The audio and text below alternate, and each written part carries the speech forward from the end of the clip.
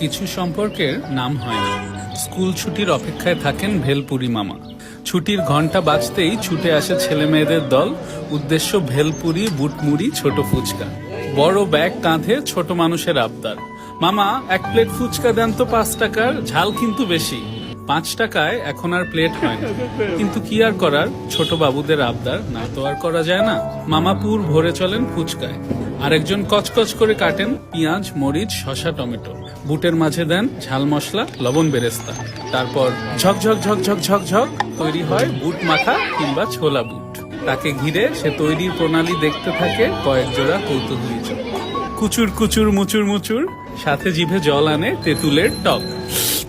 পরদিন স্কুল শেষে ডানপিটেদের দল আবার এসে হাজির। ছোট হাত টাকা গুজে দিয়ে বলে, মামা 5 টাকার ভেলপুরি দান তো এবার, টক কিন্তু বেশি। মামারা তো মামাই, তাই না? মুখে একগাল হাসি নিয়ে